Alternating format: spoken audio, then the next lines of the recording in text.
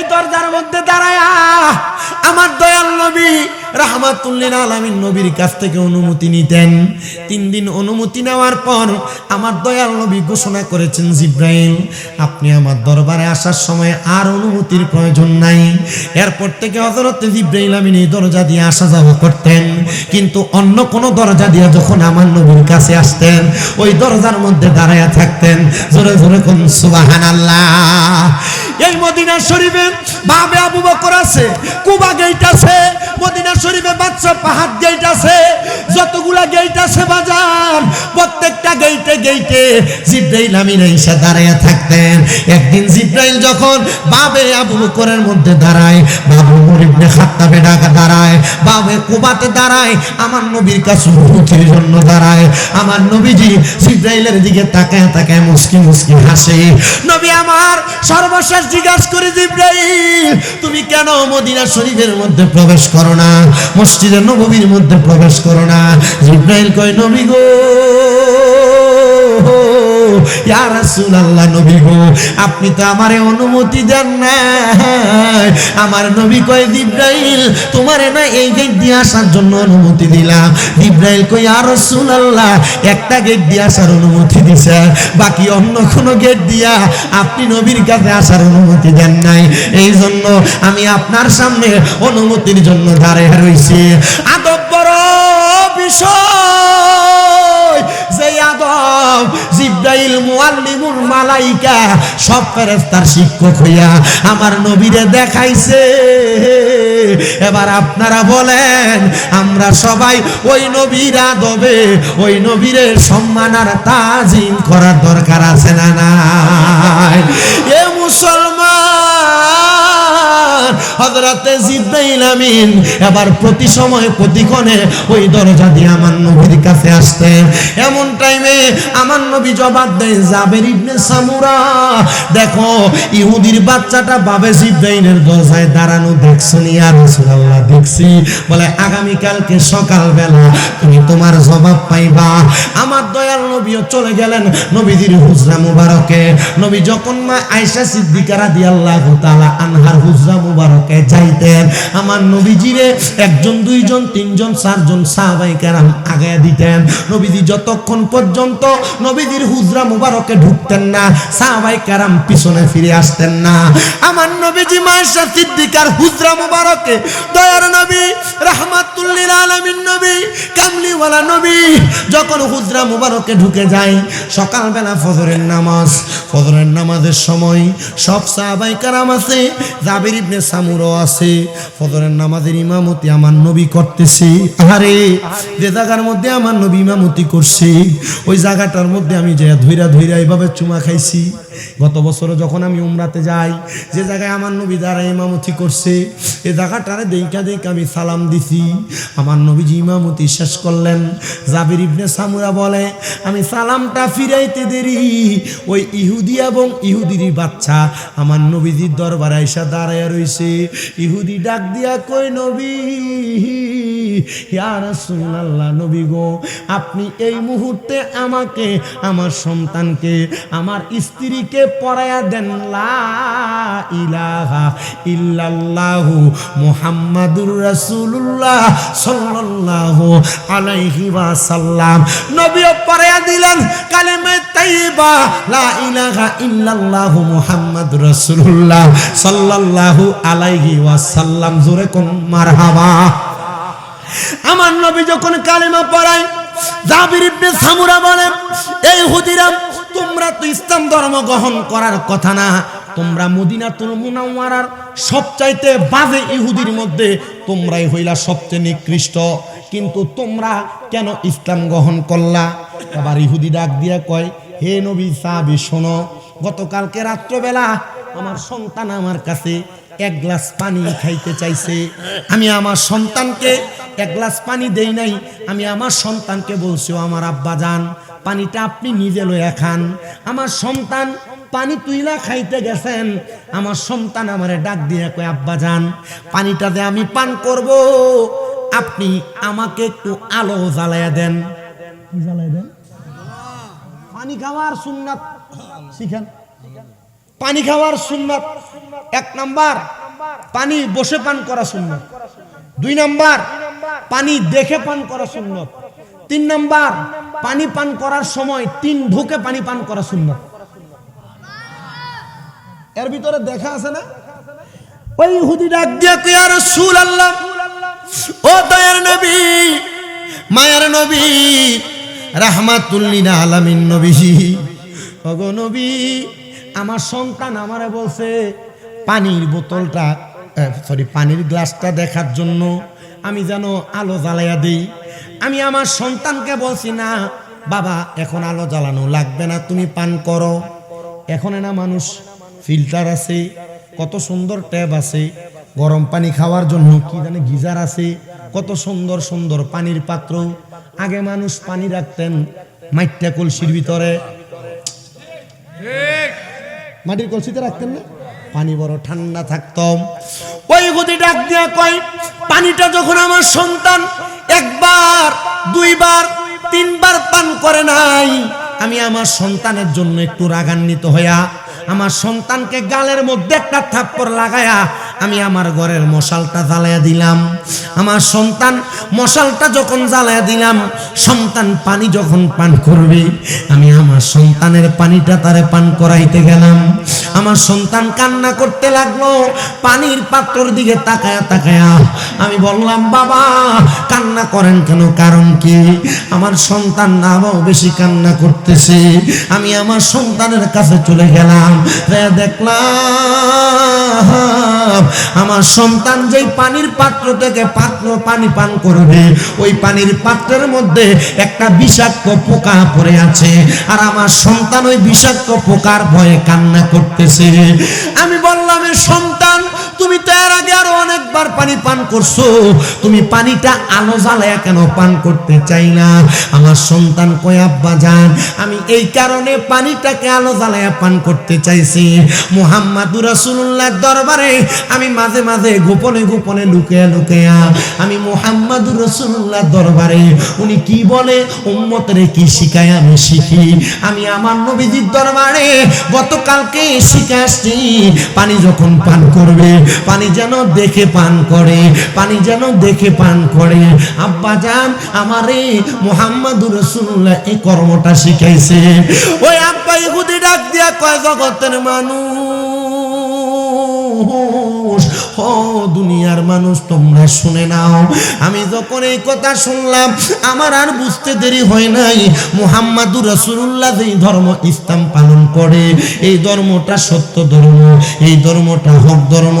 আমি আপনার দরবারে আসছি গো নবী, আপনি আমারে কালিমা পড়াইয়া দেন।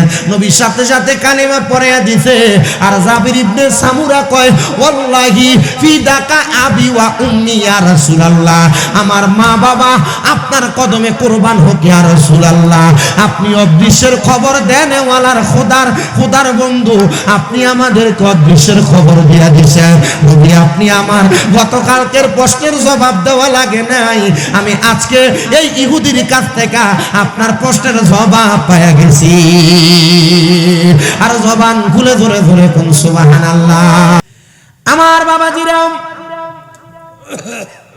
হে পর্দার অন্তরালের মা বোনেরা, আপনারা যারা এই জান্নাতের বাগানে বসেছেন, আমার দাড়ি পাকা মুরব্বী বাবারা, আমার যুবক নওজোয়ান বন্ধুরা, ছোট ছোট মাসুম বাচ্চারা, আল্লাহর হাবিব বলেন, হে সাহাবায়ে কেরাম, তোমরা শুনো, তোমরা একজন আর একজনের সঙ্গে যেই কথাগুলা বলতেছ, তোমরা তো জানতে চাইতেছ আমি নবী গতকালকে আসরের নামাজের পরে তোমাদের কাছে বলেছিলাম, দুনিয়াতে যারা আল্লাহ তাআলার কোরআনুল কারীম শিখবে, মুখস্থ করবে অথবা পড়বে অথবা জানবে, আমার আল্লাহ তাআলা তাদেরকে জান্নাতের মুকুট পরিধান করাবে।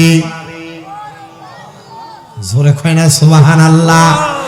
এ পর্দার অন্তরালের আমার মা, আপনাদের যাদের সন্তানেরা মাদ্রাসার মধ্যে পড়ালেখা করে, এ আমার মুরব্বী বাবা, এ যুবক নওজোয়ান বন্ধুরা, আপনাদের যাদের সন্তান, আপনাদের যাদের ভাই ভাতিজারা মাদ্রাসায় পড়ালেখা করে, আমার আল্লাহ তাআলা ওই কোরআনুল কারীম শিক্ষা গ্রহণ করানোর কারণে ওই সন্তানের মা বাবাকে জান্নাতের নূরের মুকুট পরাইয়া দিয়ে দিবেন। বলেন না মারহাবা। সাহাবায়ে কেরাম বলেন, ইয়া রাসূলুল্লাহ, আপনি বলতেছেন আমরা একজন আর একজনের সঙ্গে কথা বলতেছি, আমরা কথা বলার কারণটা কি আপনি জানেন? বলে হ্যাঁ জানি। আমরা একজন আর একজনের সঙ্গে কি কথা বলি আপনি রাসূল বলেন না? নবী আমার বলেন, তোমরা একজন আর একজনের সঙ্গে কথা বলে বলে মীমাংসা করে নিচ্ছ জান্নাতের সবচাইতে সুন্দর সবচাইতে দামি মুকুটটা কার মাথার উপর উঠবে তোমরা এটা জানতে চাইতেছো, আর একজন আরেকজনের সঙ্গে তোমরা কথোপকথন করতেছো। আল্লাহর হাবিব মুহাম্মদুর রাসূলুল্লাহ সাল্লাল্লাহু আলাইহি ওয়াসাল্লাম নবী আমার বলে, উম্মত শুনে রাখো, ইলম অর্জন করনেওয়ালা ব্যক্তির মধ্যে দুইটা ধাপ, একটা হলো বুঝে বুঝে ইলম অর্জন করা, আর একটা হলো না বুঝে ইলম অর্জন করা। আল্লাহ তাআলা মানব জাতিকে, দুনিয়ার আশরাফুল মাখলুকাতকে এমন একটা পাওয়ার দান করে দিছে, পাহাড়ের চাইতে দামি, আল্লাহ তাআলা আসমানের চাইতে দামি, আল্লাহ তাআলার জমিনের চাইতে দামি, আল্লাহ তাআলার নদী নালার চাইতে দামি। আমার আল্লাহ তাআলা বান্দাদের বক্ষটাকে করে দিয়েছেন, বান্দাদের কলবটাকে করে দিয়েছেন, বান্দাদের অন্তরটাকে করে দিয়েছেন। ইয়া রাসূলুল্লাহ, আপনার কাছে জানতে চাই আল্লাহ তাআলা কেন এই বক্ষটাকে বুকটাকে এত দামি বানিয়ে দিলেন? পাহাড়কে দামি বানান নাই আল্লাহ তাআলা, কেন সাগরকে দামি বানান নাই আল্লাহ তাআলা, কেন পর্বতকে দামি বানান নাই আল্লাহ তাআলা, কেন আসমান জমিনকে দামি বানান নাই? আল্লাহর নবী বলে একমাত্র কারণ আমার উম্মতের মধ্যে এমন অনেক তালেবুল ইলম থাকবে যাদের এই সিনাটার মধ্যে আল্লাহ তাআলার কোরআন দ্বারা ভরপুর থাকবে গো। আপনারা হয়তো জানেন এই কালীপুর এলাকার মাদ্রাসার মধ্যে অনেক ছাত্ররা পড়ে পড়ে তাদের সিনাতে কোরআন ধারণ করতেছে। আপনারা যেই লিখিত কোরআনটাকে সম্মান করেন, যেই মসজিদের মধ্যে রাখা এই কোরআনকে আপনারা সম্মান করেন, মসজিদের মধ্যে ছাপাখানা থেকে ছাপায়া 500 টাকা দিয়ে কিনা যেই কোরআনটাকে আপনি সম্মান করেন, এই কোরআনটারে যদি পানিতে ফেলে দিয়ে নষ্ট করে দেওয়া হয়, কোরআনটাকে যদি আগুনে পুড়িয়ে নষ্ট করে দেওয়া হয়, কোরআনটা যদি দুনিয়ার সমাজের প্রত্যেক জায়গা থেকে বিলীন হয়ে যায়, কিন্তু মাদ্রাসায় পড়ে তালেবুল ইলম ছাত্ররা সিনার মধ্যে যে ইলম ধারণ করবে ওই ইলম কখনো পুরানো যাবে না। তার মানে বোঝা যায় লিখিত ছাপাখানার কোরআনের চাইতে আপনারা বলেন সিনার মধ্যে কোরআনওয়ালা একজন হাফেজে কোরআনের দাম কম না বেশি? যদি আগুনে লেগে ধ্বংস হয়, যদি আগুনে লেগে ধ্বংস হয় পৃথিবীর বইয়ের দোকান, বিশ্ব থেকে হারাবে না পবিত্র কোরআন, বিশ্ব থেকে হারাবে না পবিত্র কোরআন। কি করে পড়বে কোরআন আগুনের তেজ? কারণ বিশ্ব জুড়ে আছে বহু কোরআনে হাফেজ, কারণ বিশ্ব জুড়ে আছে বহু কোরআনে হাফেজ। কি করে পড়বে কোরআন আগুনের তেজ? কারণ বিশ্ব জুড়ে আছে বহু কোরআনে হাফেজ, কারণ বিশ্ব জুড়ে আছে বহু কোরআনে হাফেজ। তারা ছাপাইয়া মানি গন্ত, তারা ছাপাইয়া মানি গন্ত, বাঁচাবে ইসলামের মান, বিশ্ব থেকে হারাবে না পবিত্র কোরআন, বিশ্ব থেকে হারাবে না পবিত্র কোরআন। পাকিস্তানের সামরিক শাসক জিয়া মরল বিমানে দুর্ঘটনায় ভাই, তার বিমানে পুড়ে ছাই হয়েছে, কোরআনে পুড়ে নাই। মারহাবা। পাকিস্তানের সামরিক শাসক ছিলেন জিয়া, সে বিমান দুর্ঘটনায় ইন্তেকাল করছে, কিন্তু তার বিমান পুড়ে গেছে, বুক পকেট একটা কোরআন ছিল সেটা পুড়ে নাই। মারহাবা কোন না। পাকিস্তানের সামরিক শাসক জিয়া মল্ল বিমান দুর্ঘটনায় বাই, তার বিমানে পুড়ে ছাই হয়েছে, কোরআনে পুড়ে নাই। তার বিমানে পুড়ে ছাই হয়েছে, কোরআনে পুড়ে নাই। আরে কি করে পড়বে কোরআন, কি করে পড়বে কোরআন, আছে সে তার মালিক আল্লাহ সাই, বিশ্ব থেকে হারাবে না পবিত্র কোরআন, বিশ্ব থেকে হারাবে না পবিত্র কোরআন। এবার আমার আল্লাহ তাআলা কোরআনুল কারীমে কোর্স করতেছে হাসরের 21 নম্বর আয়াত। আল্লাহ তাআলা জানায়া দেয়, বান্দা লাউ আনজালনা হাযাল কোরআন আলা জাবালিন রাআইতাহু খাশিয়াম মুতাসাদ্দিআম মিন খাশিয়াতিল্লাহ ওয়া তিলকাল আমসালু নাদরিবুহা লিন-নাসি লাআল্লাহুম ইয়াতাফাক্কারুন। আমার আল্লাহ জানায়া দেয়, বান্দা ও আমার বান্দার দলেরা, যদি আমি এই কোরআনকে পাহাড়ের উপর অবতীর্ণ করতাম, তবে এই পাহাড় আল্লাহর ভয়ে ভিন্ন বিভিন্ন হয়ে যাইত। এই আল্লাহর ভয়ে এই পাহাড়টা কোরআন নাজিল করার কারণে ভাগ হয়ে যাইত। আমি আল্লাহ তাআলা পাহাড়ের মধ্যে কোরআন নাজিল করি নাই, কারণ পাহাড় জবাব দিছে আল্লাহ, আমি পাহাড়ের মধ্যে যদি আপনি আমি কোরআনকে রাখেন, আমি পাহাড় কোরআনের ভার বহন করতে পারবো না। আল্লাহ গো, আপনি কোরআনটারে অন্য জায়গার মধ্যে রাখেন। আমার আল্লাহ তাআলা জমিনকে নির্দেশ করেছে, জমিন ডাক দিয়ে কয়, আল্লাহ আমি জমিনের মধ্যে কোরআনকে রাখতে পারবো না, কারণ আমি জমিন এই কোরআনকে ধরে রাখতে পারবো না। ও আল্লাহ, আপনি কোরআনটাকে একটা মর্যাদাবান জায়গার মধ্যে রাখেন। আল্লাহ তাআলা সিদ্ধান্ত নেয়, আমি আল্লাহ তাআলা যখন দুনিয়ার জমিনের মধ্যে থাকা অবস্থায় দুনিয়ার মানুষগুলা আমি আল্লাহ তাআলার কাছে ইবাদতের মধ্যে মশগুল হয় না, আমি আল্লাহর পথে আসে না, হেদায়েতের পথে আসে না, আমি আল্লাহ তাআলা আমি আল্লাহ তাআলা ভাবতে, আমি আল্লাহ তাআলা আমার হাবিব মুহাম্মদুর রাসূলুল্লাহ সাল্লাল্লাহু আলাইহি ওয়াসাল্লাম নবীরে যখন সৃষ্টি করেছি, আমি আল্লাহ সৃষ্টির আরো অনেক আগে আমার হাবিবুল্লাহরে লামকানের মধ্যে রূহের জগতে রেখেছিলাম। আমার আল্লাহ তাআলার পেয়ারা হাবিব মুহাম্মদুর রাসূলুল্লাহ যখন রূহের জগতের মধ্যে আছেন, আল্লাহ তাআলা রূহের জগতে প্রত্যেকটা রূহকে প্রশ্ন করে, আলাস্তু বিরব্বিকুম, আমি কি তোমাদের প্রভু না? কোন রূহ কোন জবাব দেয় না। তখন আমার নবী, আপনার নবী মুহাম্মদুর রাসূলুল্লাহ সাল্লাল্লাহু আলাইহি ওয়াসাল্লাম নবীজির রূহ মুবারক দাঁড়ায়া ডাক দিয়ে কয়, কলু বালা, হ্যাঁ আল্লাহ আপনি আমাদের প্রভু। আমার আল্লাহ মানুষ, ওই রূহটা আমি আল্লাহ তাআলাকে আল্লাহ বলে সাক্ষী দিয়েছে। আমি আল্লাহ ওই রূহুর প্রতি বড় খুশি হয়ে গেছি, আমি আল্লাহ ওই রূহুর প্রতি রাজি হয়ে গেছি। আমার হাবিবের রূহ মুবারক যখন আমি আল্লাহকে আল্লাহ বলে স্বীকারোক্তি প্রদান করেছে, তখন আমি আল্লাহ তাআলা ওই রূহটাকে আদেশ করলাম দাঁড়ায়া দেওয়ার জন্য। রূহ আমি আল্লাহ তাআলার আদেশটাকে মাইনে যখন দাঁড়ায়া যায়, এবার রূহ উপরের দিকে ওইটা আমি আল্লাহ তাআলার সিজদা দেওয়া শুরু করলো। আমি আল্লাহ বুঝতে দেরি হয় নাই রে, আমি আল্লাহ তাআলারে এই রূহ জাত মানব জাত সম্মান করবে। আমি আল্লাহ তাআলা তখন মানব জাতরে আমি আশরাফুল মাখলুকাত, পৃথিবীর শ্রেষ্ঠ জীব হিসেবে দুনিয়াতে পাঠাইছি। এ দাড়ি পাকা মুরব্বি বাবা, এ যুবক নওজোয়ান, আপনার কত দাম আপনি জানেন না, আপনার কত সম্মান আপনি জানেন না। আপনি দামি মানুষ হওয়ার পরেও আপনি হারাম খান, আপনি সুদ খান, আপনি ঘুষ খান, আপনি পরের টাকা মাইরা খান। এবার আপনারা বলেন, আল্লাহ তাআলা যে মানব জাতির দামি বানাইছে, এই মানব জাতের দাম কি আল্লাহ কমাইছে না নিজে কমায়? আপনি কষ্ট জবাব দিচ্ছেন না। মানব জাতির দামি বানাইছে একজন, জবাব দেয় না কে? মানব জাতির দামি বানাইছে একজন, তিনি কি? কিন্তু মানব জাতি সুদ খায় না, আবাদ দেয় না। সুদখোর নাই মনে হয় কালী মসজিদের সভাপতি ধরে নিয়ে বানায় সুদখোর রে।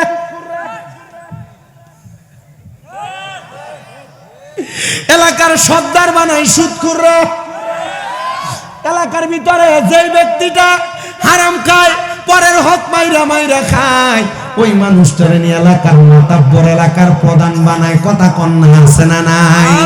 ও বন্ধু, সুদ খাইয়া ঘুষ খাইয়া পরের হক মাইরা মাইরা খাইয়া নিজের দাম যেই মানব জাতি কমায় এই মানব জাতি নিজের দাম জানে না। সাহাবায়ে কেরাম আমার নবীরে প্রশ্ন করে, ইয়া রাসূলুল্লাহ, ও গো মায়ের নবী,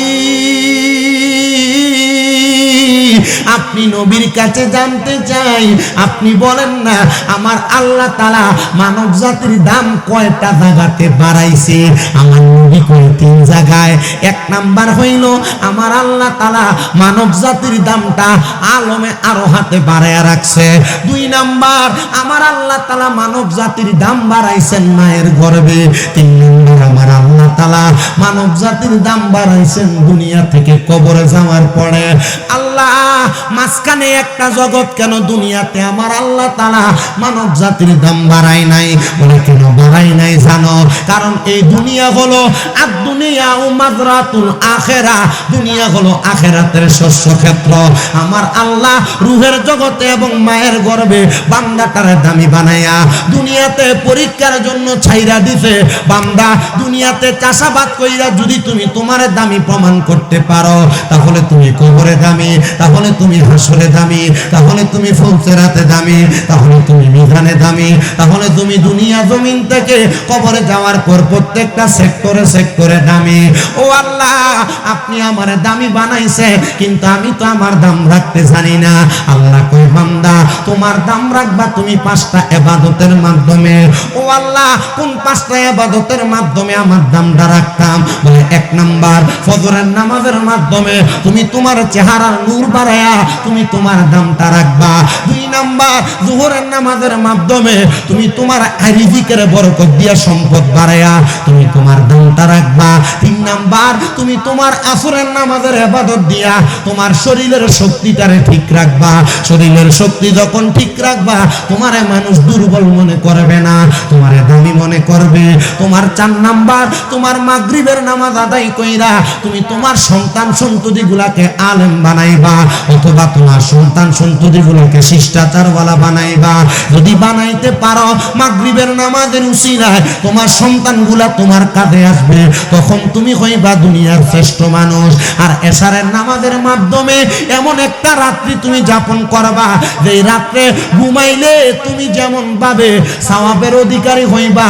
একটা এলেম অর্জন করনেওয়ালা ব্যক্তি যদি সামান্য সময় এলেম অর্জন করে, তুমি সারা রাত ঘুমায়া ঘুমায়া যে সওয়াব অর্জন করবা, এলেম অর্জন করনেওয়ালা ব্যক্তি বিন্দু পরিমাণ সময় এলেম অর্জন কইরা আমার আল্লাহ তাআলার দরবারে সেই সওয়াব অর্জন করব।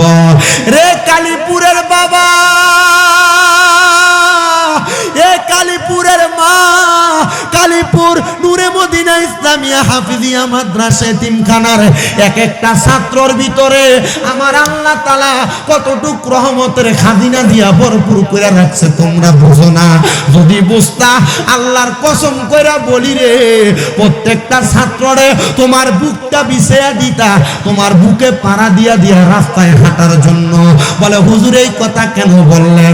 আল্লাহর নবী কয়, যেই সন্তানটা এলেম অর্জন করে, যেই তলেবুল এলেমটা কোরআনুল কারীম শিক্ষা গ্রহণ করে, শুধু তোমার বুক না বুক না বুক না, আমার আল্লাহর ফেরেশতাদের নূরের পাখনা তাদের নিচে বিছায়া দেয়। আল্লাহ তাআলার এই বান্দাগুলা, কোরআনে হাফেজগুলা, কোরআনের ছাত্রগুলা, হাদিসের ছাত্রগুলা, নবীর বাগানের ফুলগুলা, কোরআনের পাখিগুলা যখন রাস্তা দিয়ে হাঁটে, তখন তাদের পায়ের নিচে রহমতের এবং ফেরেশতাদের পাখাগুলা বিছায়া দেয়। একজন জোরে কোন তিনি কি? এ আমার আম্মুজি, তোমার সন্তান ডাক্তার বানাইবা অসুবিধা নাই বাবা, তোমার সন্তানকে তুমি জজ ব্যারিস্টার বানাইবা অসুবিধা নাই। বাংলাদেশের অনেক জজ ব্যারিস্টার কোরআন পড়ে, কাজ শুরু করার আগে ফজর পইরা 1 পৃষ্ঠা কোরআন তেলাওয়াত করে। বাংলাদেশের বহু ডাক্তার রোগী দেখার আগে ফজর পইরা জোহর পইরা আসর মাগরিব এশা পইরা এক পৃষ্ঠা করে কোরআনুল কারীম তেলাওয়াত করে। কারণটা কি? কারণ তারা জানে এই কোরআনের মধ্যে এমন কোনো কিছু বাদ নাই যেটার মাধ্যমে আল্লাহ তাআলা মানুষের জীবনরে সুন্দর করে নাই। শোনো বাবা, আমি তোমাদের কাছে এমন একজন কোরআনওয়ালা সন্তানের কথা বলি, আমার বয়ানটা শেষ করার চেষ্টা করব। তার আগে আমি আমার নবীর একটা হাদিসে মুবারাকা শোনাই। হযরতে জাবির ইবনে সামুরা রাদিয়াল্লাহু তাআলা আনহু থেকে বর্ণিত, তিনি বলেন, আমি একদিন আমার নবীজির মজলিসে বসা, আমার দয়াল নবীজি আমি জাবির ইবনে সামুরাকে বলতেছে, হে জাবির ইবনে সামুরা, তুমি কি জানো আমি নবীজি এখন যে দুইজন ছোট বাচ্চা দেখতেছি, এ ছোট বাচ্চাদের মধ্য থেকে কোন বাচ্চাটা দামি? আমার নবীজি ডান দিকে তাকাইলেন একবার, আমার নবীজি বাম দিকে তাকাইলেন একবার। নবী আমার বলেন, আমি ডান দিকে তাকিয়ে দেখলাম আমার জাবির ইবনে সামুরা তার চাচাতো ভাই আমি নবীর দরবারের দিকে হেঁটে হেঁটে আসতেছে। আমি নবী তাকিয়ে দেখলাম আমার বাম দিক থেকে আরেকটা ছোট বাচ্চা হাইটা হাইটা আসতেছে। আমি নবী বললাম, জাবির ইবনে সামুরা, তুমি বলো এ দুইটা বাচ্চার মধ্য থেকে কার দাম বেশি? জাবির ইবনে সামুরা কই, ইয়া রাসূলুল্লাহ, যে তো দুইটা বাচ্চাই ছোট, এই দুইটা বাচ্চার দামই তো বেশি। আমার নবী কয়, জাবির ইবনে সামুরা, না, তুমি যে দেখতে পাও তোমার চাচাতো ভাই তোমার সামনে হাইটা আসতেছে, এই বাচ্চাটা তোমার কাছে আসতেছে, তার ঘরের মধ্যে কোনো খাবার নাই, আরে খাবার দেওয়ার জন্য। কিন্তু ওই যে বাম দিকে দেখো একটা ইহুদির বাচ্চা আমি নবীর দরবারে আসতেছে। আমি নবী বললাম, তোমার ভাতিজার চাইতে ইহুদির বাচ্চার দাম বেশি। ইয়া রাসূলুল্লাহ, নবী গো, আমি আপনার সাহাবী, আপনি আমার ভাতিজার দাম বেশি বলবেন, কিন্তু আপনি বললেন আপনার দরবারে ইহুদির বাচ্চা আগমন করতেছে, ইহুদির বাচ্চাটার দামটা বেশি। নবী গো, কারণটা কি? আমার নবী কয়, জাবির ইবনে সামুরা, এটার জবাব আমি তোমাকে আগামীকালকে ফজরের নামাজের পরে দিব। সুবহানাল্লাহ, আস্তে কইছে আর জোরে কয় না সুবহান। আমার নবী কয়, জাবির ইবনে সামুরা, এটার জবাব আমি তোমাকে আগামীকালকে ফজরের নামাজের পরে দিব। জাবির ইবনে সামুরা বলেন, তারপর আমার ভাতিজা আমার কাছে আসলেন, নবীজি যেমন বললেন তেমন কাজ করলেন। আমার ভাতিজা বলে, চাচা, আমাদের ঘরে কোনো খাবার নাই, দেন আপনি আমাদের খাবারের রিজিকের যোগান দিয়া দেন।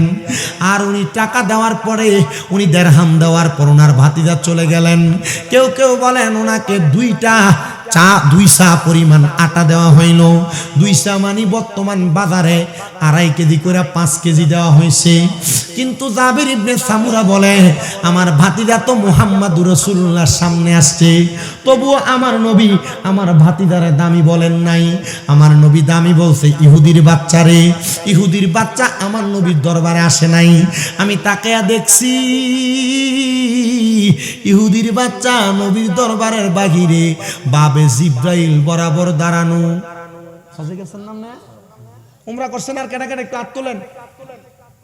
বড় হজ করেন না, হাত তোলেন, অসুবিধা নাই, হাত তোলেন। উমরা করেন না, হাত তোলেন, হাত লম্বা করে তোলেন। বেটা, আপনারা দাম আছে না, মক্কার লোকে আপনারা হাত লাগছে, মদিনার দিকে আপনারা তাকাইছেন, আপনাদের দাম বেশি। মারহাবা পড়েন। এই যে আপনারা হজ করছেন, দাম আছে না, দাম আছে না? এটা উমরা করার আগের জীবন আর এখনের জীবন ফালতে গেছে গা। হজ করার পরের জীবন এখন কি দামি না কম দামি? বেশি দামি। মারহাবা কম। মদিনাতুল মুনাওয়ারার এবং জান্নাতুল বাকি, এই দুইটার মাঝ বরাবর যে গেটটা আছে, এই গেটটার নাম হলো বাবে জিব্রাইল। এবার যারা বারবার মদিনাতুল মুনাওয়ারায় গেছেন, এ বাবে জিব্রাইল যে গেটটা আছে, এই গেটটা এবং আমার নবীর রওজা কন্যার বরাবর মাঝ বরাবর মদিনা শরীফের আশেপাশে এলাকার ছোট ছোট বাচ্চারা সে জায়গার মধ্যে কোরআন পড়ানো হয়। দেখছেন নেডি, বড় সুন্দর জায়গা, বড় আরামের জায়গা।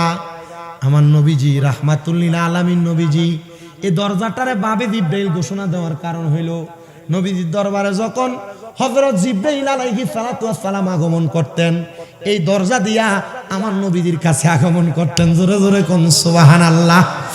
এই দরজার মধ্যে দাঁড়ায়া আমার দয়াল নবী রাহমাতুল লিল আলামিন নবীর কাছ থেকে অনুমতি নিতেন। 3 দিন অনুমতি নেওয়ার পর আমার দয়াল নবী ঘোষণা করেছেন, জিবরাইল আপনি আমার দরবারে আসার সময় আর অনুমতির প্রয়োজন নাই। এরপর থেকে হযরত জিবরাইল আমিন এই দরজা দিয়ে আসা যাওয়া করতেন, কিন্তু অন্য কোন দরজা দিয়ে যখন আমার নবীর কাছে আসতেন ওই দরজার মধ্যে দাঁড়ায়া থাকতেন। জোরে জোরে কোন সুবহানাল্লাহ।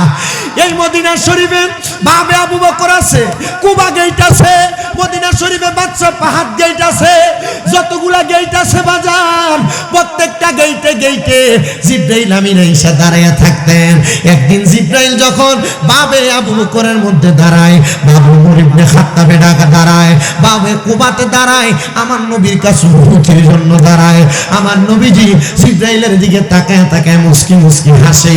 নবী আমার সর্বশেষ জিজ্ঞাসা করে, জিবরাইল তুমি কেন মদিনা শরীফের মধ্যে প্রবেশ করো না, মসজিদে নববীর মধ্যে প্রবেশ করো না?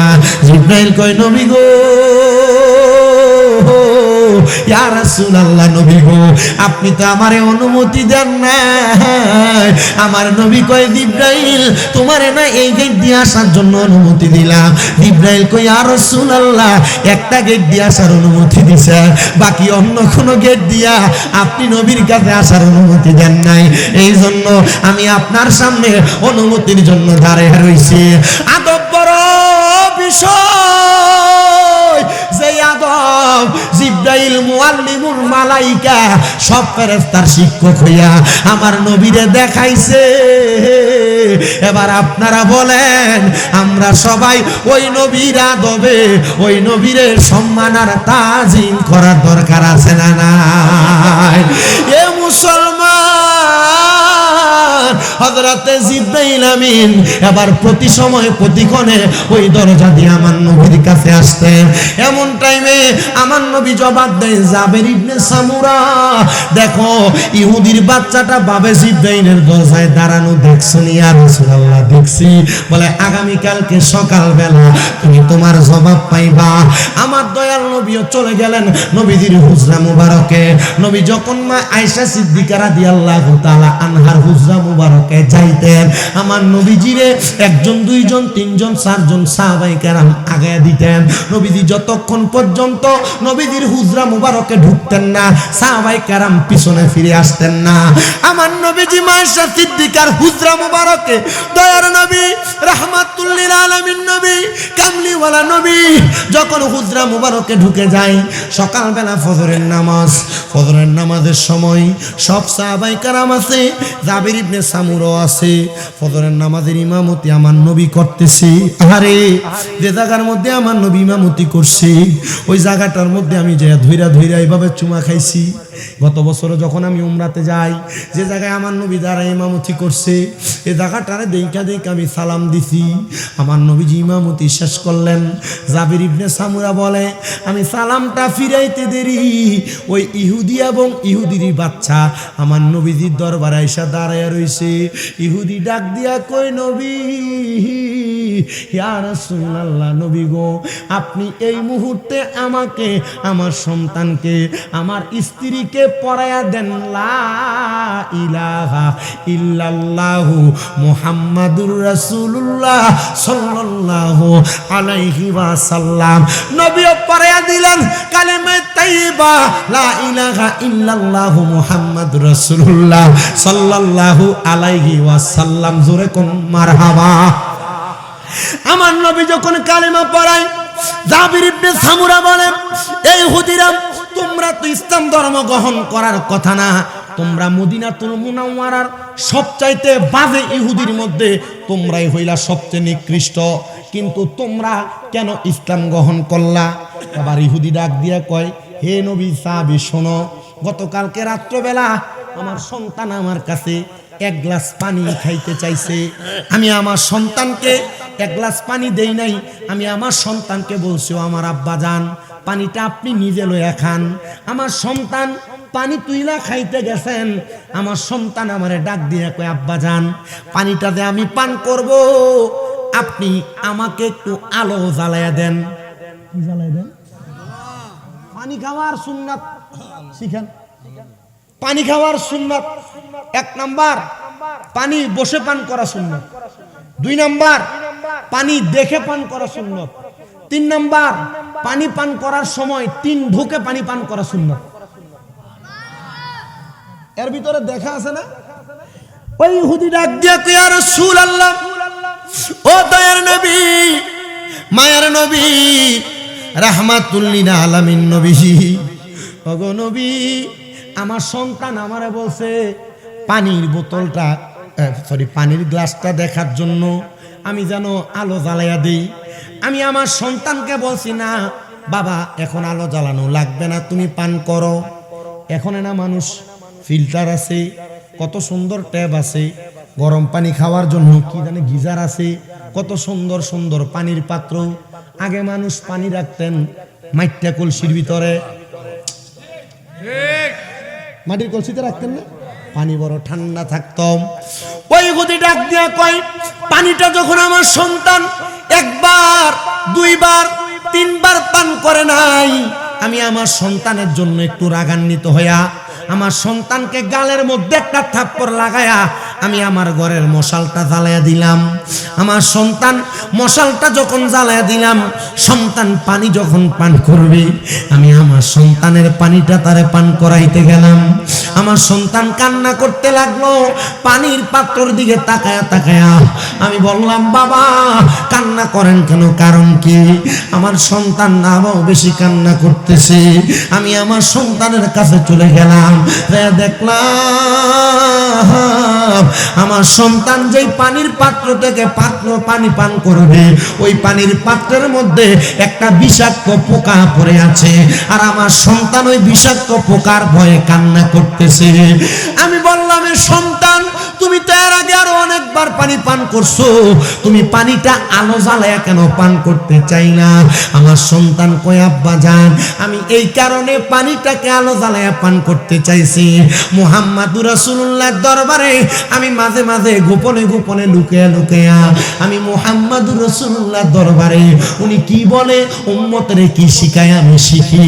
আমি আমার নবীজির দরবারে গতকালকে শিখে আসছি, পানি যখন পান করবে পানি যেন দেখে পান করে, পানি যেন দেখে পান করে।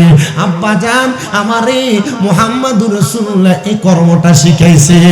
ওই আব্বা ইহুদি ডাক দিয়া কয়, জগতের মানুষ, ও দুনিয়ার মানুষ, তোমরা শুনে নাও। আমি যখন এই কথা শুনলাম, আমার আর বুঝতে দেরি হয় নাই, মুহাম্মাদুর রাসূলুল্লাহ যেই ধর্ম ইসলাম পালন করে, এই ধর্মটা সত্য ধর্ম, এই ধর্মটা হক ধর্ম।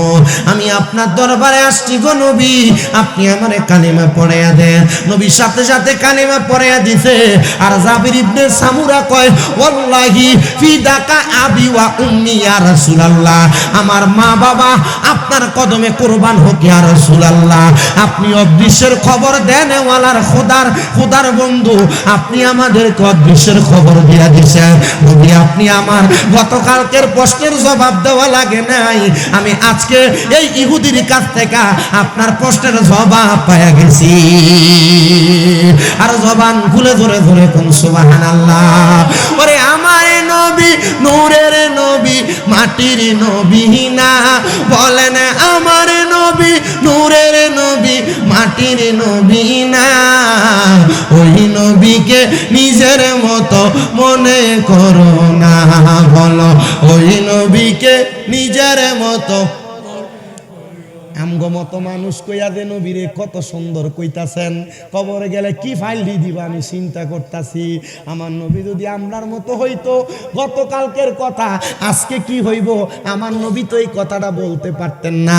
তার মানে আমার নবী আমাদের মতো না, আমার নবীকে আমার আল্লাহ তাআলা এমন বানাইছে। নবী সাহাবায়ে কেরামরে কয়, আইয়ুকুম মিসলি, কে আছো আমার মতো? কেউ নবীর মতো না, নবী মানুষের মতো না, সাধারণ মানুষের মতো না। এই জন্য আসে কয়, আরে ওই নবীকে নিজের মতো মনে করো না, বলো না না না মনে করো না। হায়রে আমার নবী নূরের নবী, মাটির নবী না, বলেন আমার নবী নূরের নবী মাটির নবী না, ওই নবীকে নিজের মতো মনে করো না, বলেন না না না না, মনে করো না।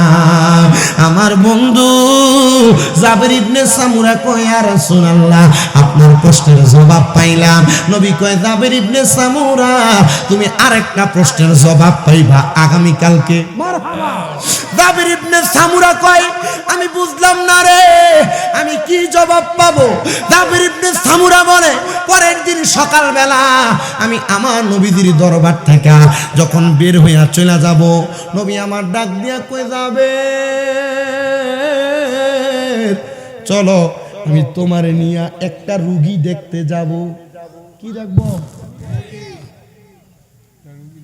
রুগী দেখতে যাবে। রুগী দেখার তিনটা সুন্নত। আপনার এলাকার পরিচিত অপরিচিত কোনো মানুষ অসুস্থ, দেখতে যাবেন, 1 নম্বর সুন্নত। যাওয়ার সময় কিছু নিয়ে যাবেন, 2 নম্বর সুন্নত। 3 নম্বর সুন্নত রুগীর জন্য দোয়া করে দিয়ে আসবেন, এটা আরেকটা সুন্নত। কারণ রুগীর জন্য, সুস্থ ব্যক্তির জন্য কেউ যদি দোয়া করে তখন এটা রুগীর লাভের জন্য দোয়া করে না, যে ব্যক্তি দোয়া করে তার লাভের জন্য দোয়া করে। শুধু এটা না, রুগীকে যখন কোনো মানুষ দেখতে যায় রুগীর লাভের জন্য দেখতে যায় না। আল্লাহর হাবিব সাল্লাল্লাহু আলাইহি ওয়াসাল্লাম ঘোষণা করতেছেন ওই ব্যক্তিটা নিজের লাভের জন্য রুগী দেখতে যায়। কারণ কি? আল্লাহ তাআলা এই রুগী ব্যক্তিটার দোয়া দুনিয়ার সাধারণ পাবলিকের চাইতে আগে কবুল করে। এজন্য কোনো মানুষ যদি রুগী দেখতে যায় ওই মানুষ যেন রুগীকে বলে তুমি আমার লাগি দোয়া করো। কার লাগি দোয়া করো? আমার লাগি দোয়া করো। সুস্থ মানুষ কার কাছে দোয়া চাইবো? অসুস্থ মানুষের কাছে দোয়া চাইবো। দেখছেন নবীর হাদিস কত সুন্দর।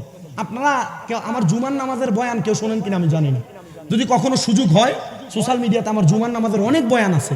আমার এক একটা জুমায় এক একটা সাবজেক্টের উপরে বয়ান, আমার এক একটা জুমায় এক একটা বিষয়ের উপরে বয়ান। আমার মসজিদের মুসল্লিরা আলহামদুলিল্লাহ জুমার বয়ানে সন্তুষ্ট এবং যথেষ্ট পরিমাণ পয়সা দেয়। গত জুমাটা পড়াইছি না, কালকে জুমাটা পড়া আমি একটু তাড়াতাড়ি ওয়াজটা শেষ করতেছি। একটু কষ্ট করে আপনারা বসবেন না আর অল্প একটু সময়, যদি একটু অল্প একটু সময় বসেন আমার কাছে ভালো লাগবে, আমি কথাগুলো বলে শেষ করতে পারবো। অল্প একটু সময় বসে আমার বয়ানটা একটু শেষ করে আপনারা জানেন। আবার কোনো ঠান্ডা হয়ে যাবেন ভাই? আচ্ছা ঠিক আছে, একটু মোটামুটি ডাকেন, ডাকনা মাকনা দিয়ে রাখেন যখন গরম থাকে একটু। আল্লাহ কবুল করে জোরে কোন আমিন। জাবির ইবনে সামুরা রাদিয়াল্লাহু তাআলা আনহু ডাক দিয়া কয় আমার নবী আমারে যে কথা বলতেছিলাম, রুগী দেখতে যাবেন রুগীর লাভের জন্য না নিজের লাভের জন্য? জোরে কয় না বেটাই, কার লাভের জন্য? রুগীর কাছে যায় দোয়া চাইবেন রুগীর লাভের জন্য না নিজের লাভের জন্য? আমার নবী কয় রুগী কোনো দোয়া করলে আল্লাহ তাআলা তার দোয়া কবুল করে। জোরে কোন মারহাবা। এ মুসলমান, নবী আমার জাবের রাদিয়াল্লাহু তাআলা আনহুরে কয় চলো তোমাকে নিয়ে একটা রুগী দেখতে যাব। আমার নূরের নবী চলে গেলেন জাবের রাদিয়াল্লাহু তাআলা আনহুরে নিয়ে। নবী আমার বলেন আমার নবী যার বাড়িতে গেলেন সে হলো মদিনার নিকৃষ্ট নিকৃষ্ট কয়েকটা কাফেরের মধ্যে, নিকৃষ্ট নিকৃষ্ট কয়েকটা ইহুদির মধ্যে একজন ইহুদি।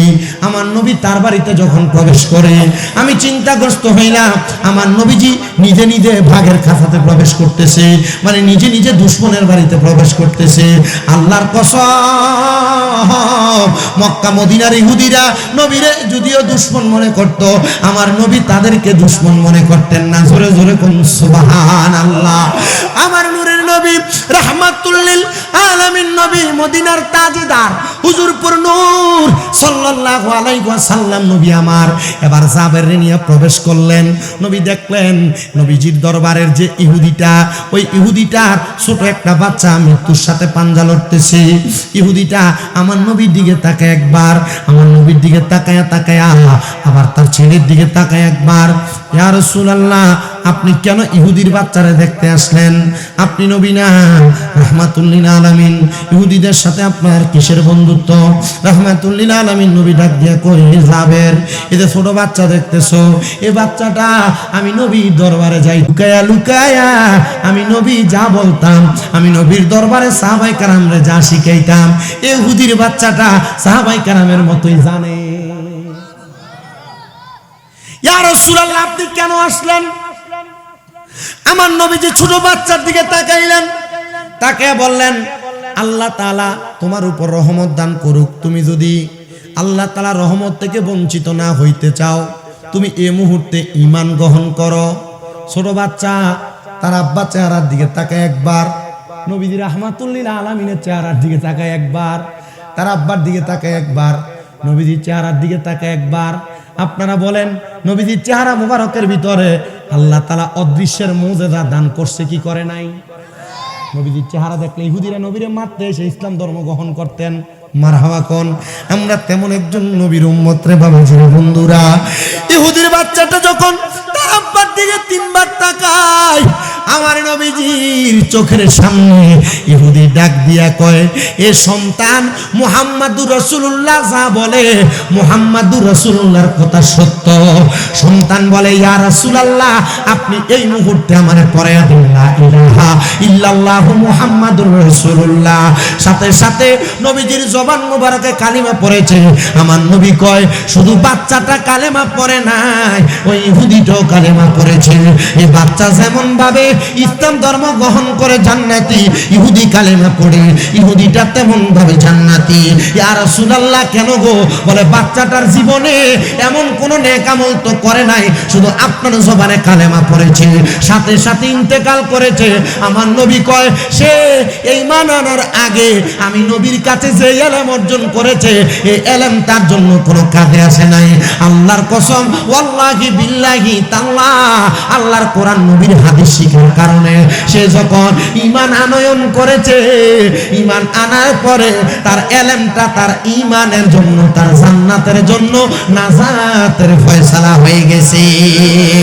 খোদার কসম করে বলি রে বাবা, এই কালীপুর নূরে মদিনা ইসলামিয়া হাফিজিয়া মাদ্রাসা, এতিমখানা মাদ্রাসায় যাদের সন্তান, যাদের নাতি, যাদের ভাতিজা, যাদের ভাগিনা এরা পড়ে,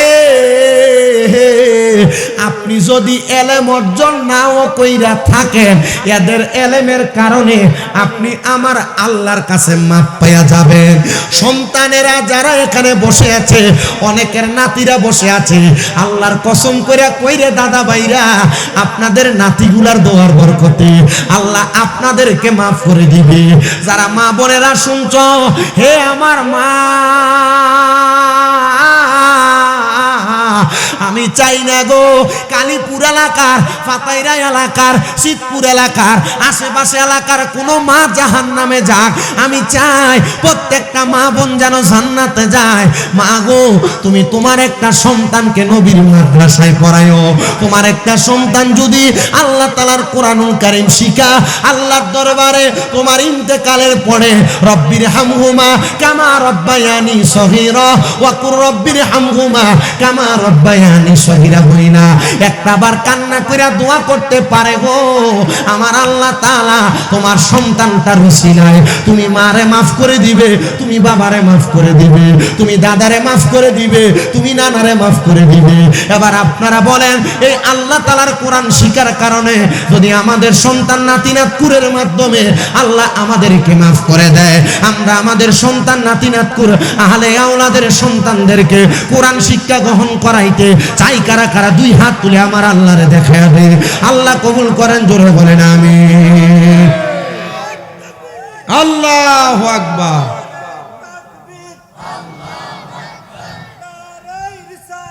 ইয়া রাসূলুল্লাহ, ইয়া গাউসুল আযম, জোরে বলেন মারহাবা।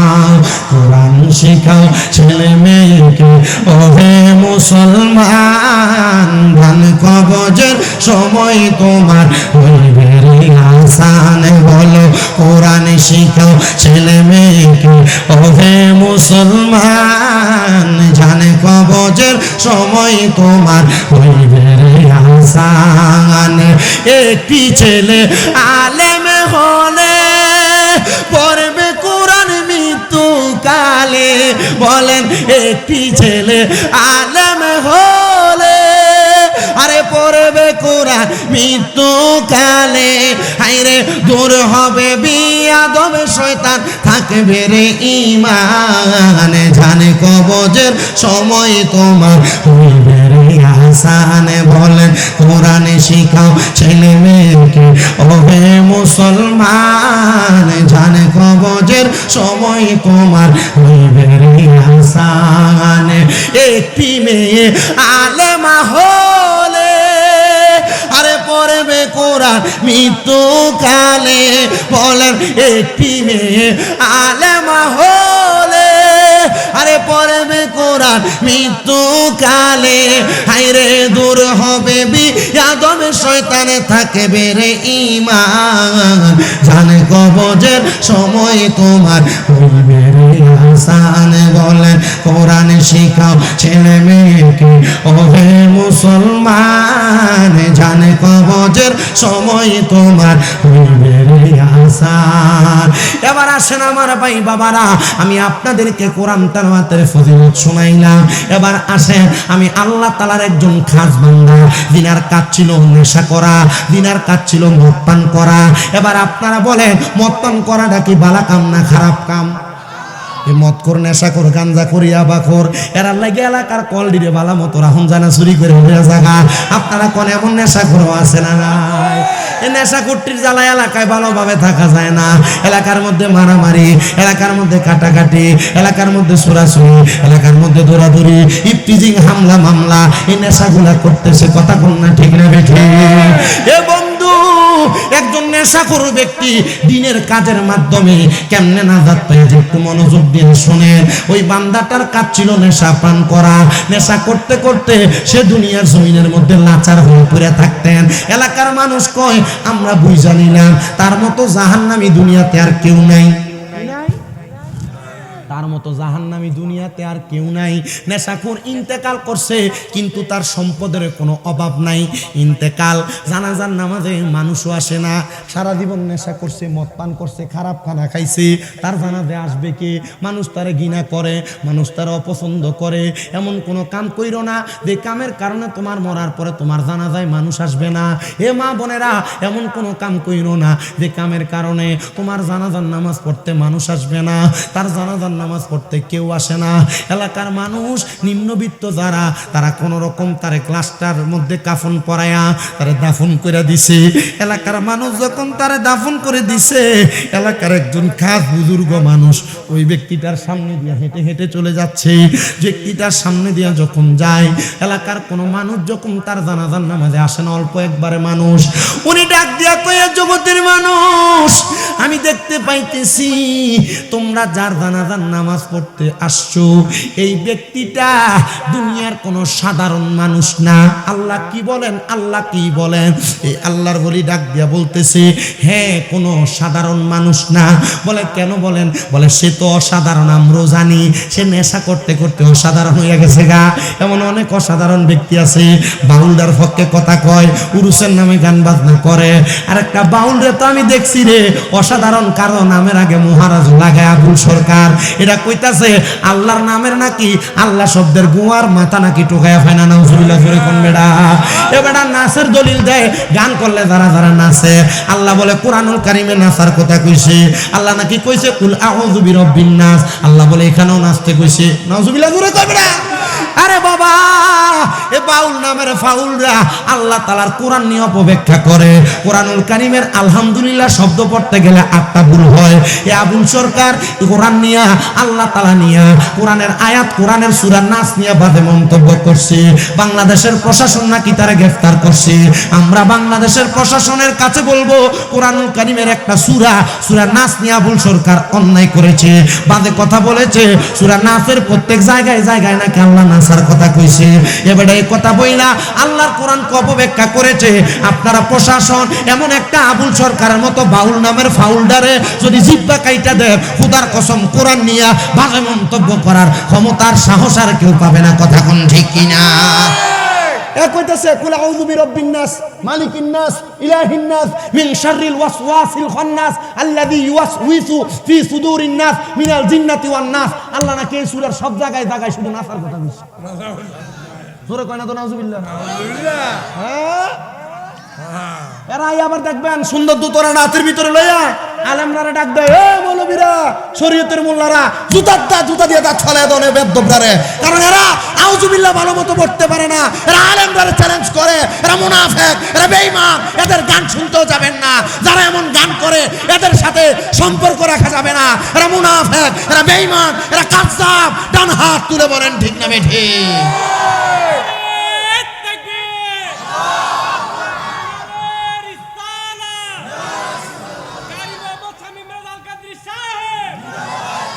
আপনাদের কাছে কি ভালো লাগতেছে হুজুর? এবার গরম গরম বক্তব্য। আপনারা কিন্তু গান হইলে আগে দিয়ে যান।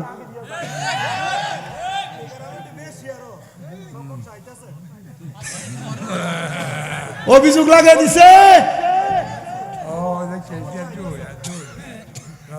আল্লাহর গজব। আপনারা নিজেরা নাই কানতেছেন, আপনাদের কি কষ্ট দিতেছে নাকি? আল্লাহর লানত আপনারা ডেকে আনতেছেন। আপনাদের কাছে এতটুকু আবদার জানাই আব্বাজি, পর্দার আলের মা বোনেরা, দুনিয়াতে যা করেন আর না করেন, আল্লাহ তাআলার জাহান্নাম ডাইকা আইনেন না, আল্লাহ তাআলার আযাব ডাইকা আইনেন না। এলাকাতে এত সুন্দর কোরআনের বাগান, এই কোরআনের বাগান কালীপুর নূরে মদিনা ইসলামিয়া হাফিজিয়া মাদ্রাসা, এতিমখানা মাদ্রাসা, আর যদি না থাকতো, এই মাদ্রাসার ছাত্ররা যদি কোরআন পড়ে পড়ে এলাকাতে রহমত না আনতো, এমন কালীপুর বহু আগে ডুবে যেত না।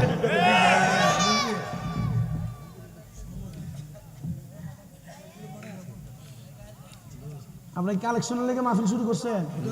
যদি কোন যে আমি ওয়াদের শুরু থেকে, আমি কিন্তু কালেকশনের মাস্টার।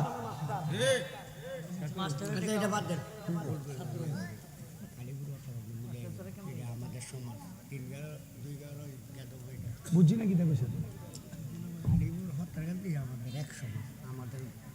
আমি তো এটা আলাদা করছি না, মিলে ওই এ ফতেরকান্দির কাটাকাটা আছেন, একটু হাত তোলেন। ফতেরকান্দি বাড়ি কার কার হাত তোলেন? আমি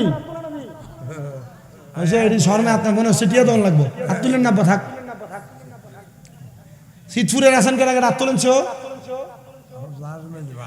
ভালো মানুষই আছে। আচ্ছা থাক বাবা, হাত তুলেন না, সাদিয়ে দিতে পারবেন ভাই, থাক এটা থাক। আব্বা কেন ওই কেন মেয়ের একটা সাদক ও শেষ করতেছি। আমি শুধু যেই কথাটা কইতেছিলাম, নেশাখোর মানুষ কি মানুষ, কথা কয় না ধরেন কি মানুষ, বহুত বাউল হয়ে দেখেন, এটা কাক ব্যাঙ্গে জিব্বাত না ডাললে হের গলার বলে সুরে আয় না, কথা কয় না দি। এটা খবর আমার কাছে আছে।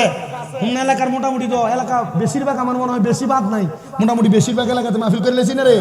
আমার মোটামুটি হুমনা এলাকা খানা আস্তে আস্তে শেষ হইতেছে, আমি বুঝতেছি। তবে না, হুমনার মানুষ যে পরিমাণ মহাব্বত করে, এখনো পর্যন্ত ডেট যে খালি নাই। এখন এখন নতুন করে শুরু হয়েছে, হুজুর ঠিক আছে 10টার দিকে যেতে হইতো না, এসার পরেও লাইনটা একটু করে দেন। মার হাওয়া কয় না না না, এটা আমার কথা না। আমি আমার জবান দিয়ে, আমি মূর্খ মানুষ, বেশি ওয়াজ করি না, অল্প একটু একটু কথা বলি।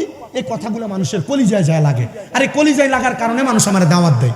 আমি এতটুকু কথা আপনাদের কাছে বইলা যাই, আপনাদের কাছে এতটুকু কথা বইলা যাই, কালীপুর নূরে মদিনা ইসলামিয়া হাফিজিয়া মাদ্রাসা, এতিমখানা, এই মাদ্রাসার ছাত্ররা কোরআন পড়লে আপনারা লাভ আছে না নাই? আপনি যদি মাদ্রাসার দান করেন লাভ, যদি দান না করেন তবুও লাভ। অনেকে চিন্তা করে হুজুর তাহলে আর দিতাম কিতাম, না করে তো লাভ। কথা হয় না, ঠিক না? হে বাবা শোনেন, আপনার মা বাবা আপনারা সম্পদ দিয়ে গেছে না, টাকা দিয়ে গেছে না, পয়সা দিয়ে গেছে না, অনেক কিছু দিয়ে গেছে না। আপনার মা বাবাকে আপনি শুধু খাইবার লেগে টেহা দিয়ে গেছে? মা বাবা জায়গা জমি থাউনের লেগে টেহা দিয়ে গেছে?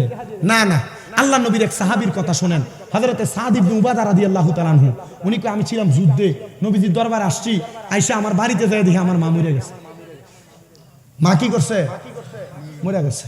সাহাবী কয় আমি চিন্তা করলাম না, কারণ নবী যেহেতু যুদ্ধে পাঠাইছে, মা যেহেতু মরে গেছে, জানাজাও হয় নাই, মাটি দিয়ে লাইছে, তাহলে নবীর কাছে যায়, নবী একটা ফয়সালা করে দিবে।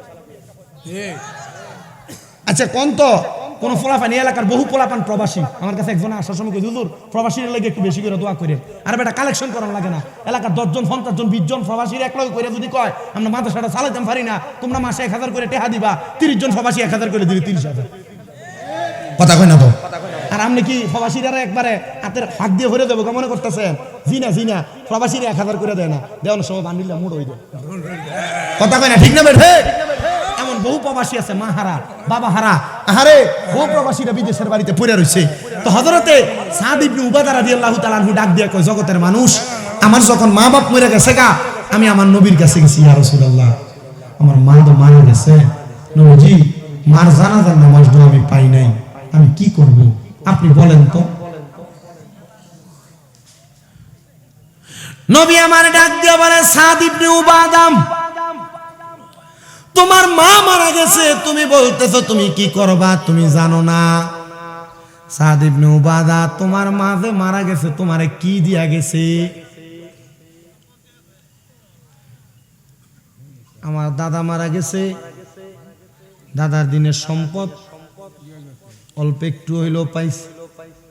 আমার আব্বা জানের বাবা মারা গেছে, উনি ওনার বাবার দিনের ওয়ারিসের সম্পদ একটু হইলেও পাইছে।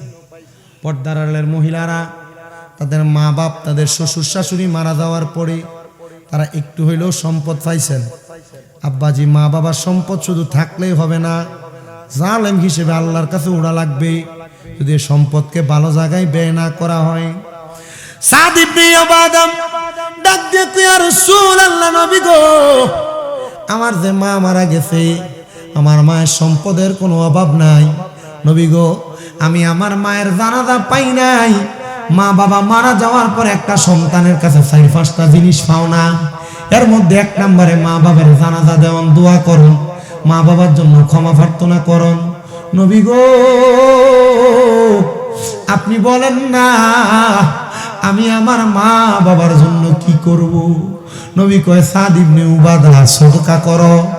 সাদ ইবনে উবাদা কয়, ইয়া রাসূলুল্লাহ আপনি সাক্ষী থাকেন, আপনারা সাক্ষী রেখা আমি সাদ ইবনে উবাদার একটা খেজুরের বাগান আছে, যে খেজুরের বাগানটার নাম হলো মিখওয়াদা, আমি আমার মায়ের জন্য আল্লাহর ওয়াস্তে খেজুরের বাগানটা দান করে দিছি।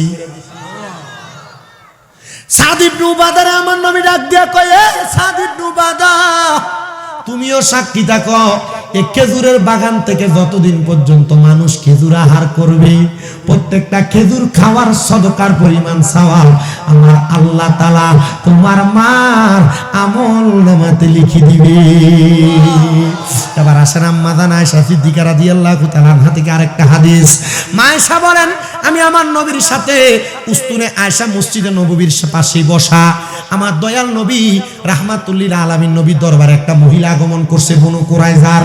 ওই মহিলাটা আয়েশা ডাক দিয়ে কই, ইয়া রাসূলুল্লাহ ইয়া হাবিবাল্লাহ নবী গো, আমার আব্বা মারা গেছে, আমার মা বাপ দুইজন মারা যাওয়ার সময় বোবা হয়ে গেছে, কথা বলতে পারে নাই। অনেক মানুষ মারা যাওয়ার সময় বোবা হয়ে যায়, জবান বন্ধ হয়ে যায় না? ইয়া রাসূলুল্লাহ আমার বিশ্বাস, আমার মা বাবার যত সম্পদ ছিল, আমার মা বাবা যদি চাইতো মুখ দিয়া কথা বলতে পারত, ওনারা সম্পদ থেকে আল্লাহর রাস্তায় কিছু হইলো দান করত। আমার নবীরে ডাক দিয়ে কই, ইয়া রাসূলুল্লাহ আপনি বলেন না আমি কি করতে পারি আমার মা বাবার সম্পদ থেকে? নবী আমার কয়, তুমি তোমার মার পক্ষ থেকে পানি সদকা করো। যারা সৌদি গেছেন আপনারা অনেকে জানেন, মক্কা মদিনাতে টাকলে এসে দাঁড়ায় দাঁড়ায় হাদি সাহেবদেরকে ফানি দেয়, ফানি এটা সদকা দেয়, এটা হাদিয়া দেয়, এটা খাওয়ার জন্য দেয় হাদিদেরকে, মা বাবার মাগফিরাত কামনায় দেয়, মসজিদে মসজিদে পানি দেয়। তো আমরার এলাকায় পানি তো আমরা দেওয়া লাগে না, পানির অভাব নাই, ওই জায়গায় পানির দাম 7 আপের চাইতেও বেশি। মারহাবা কই। ওই ব্যক্তি ডাক দিয়ে কই, ইয়া রাসূলুল্লাহ আপনি বললেন পানি দেওয়ার জন্য। ওই ব্যক্তি ডাক দিয়ে কই, ইয়া রাসূলুল্লাহ আপনি সাক্ষী থাকেন, এই মুহূর্তে আমি এই মক্কাতুল মুকাররমা মদিনাতুল মুনাওয়ারার মধ্যবর্তী জায়গার মধ্যে আমি একটা কূপ খনন করে দিলাম, এখান থেকে মানুষ পানি পান করবে। আল্লাহর হাবিব কয়, তুমিও সাক্ষী থাকো, তোমার আম্মা জানকে এবং আব্বা জানকে আমার আল্লাহ তাআলা জান্নাতের সারা বান্তাগুরা পান করে দিবে। এবারে আল্লাহর ওলির কথাটা শুনেন, আমি বিদায় নিয়ে যাচ্ছি বাবা। আল্লাহর ওলি ডাক দিয়া কই, তোমরা যার জানাজা পড়তেছো সে তো একজন জান্নাতি মানুষের সন্তান। বলে কি বলেন, সে নেশাখোর? বলে নেশাখোর হইতে পারে, তার বাবা একজন জান্নাতি। হুজুর কি বলেন, আপনি কেমন বুঝবেন? আল্লাহর ওলিরা চোখ বন্ধ করলে তাদের ভিন্ন নজর দিয়া, বেলায়েতের পাওয়ার দিয়া আল্লাহর ওলিরা বহু রকমের গোপন খবর জানে কি জানে না। উনি বলেন, বাবা হ্যাঁ এই মদখোর নেশাখোর ব্যক্তিটা একজন নেশা করা অবস্থায় তার আব্বা জানের দেওয়া ওয়ারিসের সম্পত্তি দামেস্ক এলাকার বড় জায়গা দারুল আরকাম মাদ্রাসা, ওই মাদ্রাসার জন্য সদকা করে দিছে। কি অবস্থায়? নেশা অবস্থায়, কোন না কি অবস্থায়, নেশা অবস্থায় তার আব্বার দিনের সম্পদ, ওয়ারিসের সম্পদ সব দিয়া দিছে। গতকালকে আমি মাহফিল করেছিলাম আপনাদের এই 5 কিত্তা, কোন দিকে 5 কিত্তা কামালকান্দি, কোন দিকে এটা এন্দাই, এটা এটা আমি এক দোষের মানে 10:20 এর মধ্যে, এর আগে মাগরিবের আগে মাগরিবের সময়, মাগরিবের পরে এশারের পরে করে আসছি ময়নামতি। তো এই কামালকান্দি এক লোকের পরিবার হেরা আস্থা বিশাল ঈদগাহ, ধরেন এই মাথা থেকে ওই মাথা ইটতে গেলে আমরা ফাঁয় ধরে দেবো গা, ঈদগাহ এবং কবরস্থান দিয়ে দিছে। এরা তো মাথা শান্তশিষ্ট সুন্দর, আমি দেখছি, আমি মুনাজাত করতেছি, যে লোকটা দিছে কোনোরকম একটা শার্ট পইরা লুঙ্গি পইরা ওই প্যান্ডেলের মাঝখানে বয়ে রয়েছে। পরে আমারে মাহফিল কমিটি পরিচয় করাই দেয়, হুজুর এই যে দেখছেন এবারে এটা আমার কাহা, এবারে লাগে একটু দোয়া করেন, এবারে এই যে জায়গাটা এটা এবারে দিয়ে দিছে। দেখতে কেমন লাগে, এটা এত জায়গার মালিক, হুজুর ইটা না শুধু এই যে কবরস্থানে জায়গাটা এবারে বাফ হয়ে দিয়ে গেছে। আমি কারো আপনার তো মুহ দিয়ে কয়ে লেতেছেন, এবারে দিয়ে গেছে, আর এবারে বাফে দিয়ে গেছে, হেতারে কামের কামটা লাগাই লেছে। মা কথা কয় না তো, এরা কবরে যা দেখবে এদের জন্য জান্নাতের বড় বড় প্রাসাদ রেডি হয়ে রয়েছে, কথা কয় না। ওই ব্যক্তি ডাক দিয়ে কয়, তোমার এই নেশাখোর ব্যক্তি, তোমরা যা জানাজাতে আইছো না, হে ব্যক্তি নেশা করা অবস্থায় তার বাপের ওয়ারিসদারের সম্পদ দারুল আরকাম মাদ্রাসার জন্য সব দিয়ে দিছে দামেস্কে। তো দামেস্কে দিয়ে দিছে এই জন্য আল্লাহ তাআলার এই বান্দাটা তার আব্বা জান্নাতে চলে গেছে ওয়ারিসের সম্পত্তির কারণে।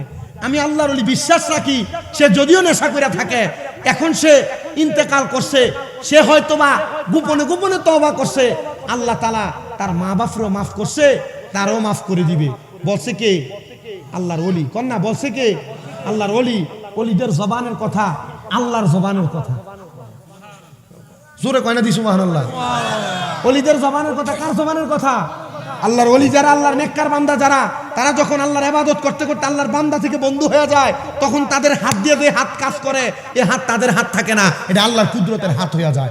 বলে আল্লাহর ওলি যারা, নেককার বান্দা যারা, যখন আল্লাহর ইবাদত করতে করতে তাদের জবানটা, তাদের জবান থাকে না, এটা আল্লাহর কুদরতের জবান হয়ে যায়। আল্লাহর ওলি বলছে, আমার বিশ্বাস তার আল্লাহ মাফ করে দিব। ঠিকই তার জানাজা শেষ, দাফনের পরে এলাকার মানুষগুলা কয়েকজনই স্বপ্ন দেখছে এই নেশাখোর ব্যক্তি তার দান সদকা করার কারণে তার কবরটারে আযাব আল্লাহ মাফ করে দিছে। আব্বাজি, আমি বেশি মানুষ চাইবো না, 10টা মানুষ চাইবো যারা এখন না পারলে 5 মাস পরে, না পারলে 6 মাস পরে, না পারলে 1 বছর পরে 5000 করে টাকা এই নবীর মাদ্রাসার মাহফিলে দান করবেন।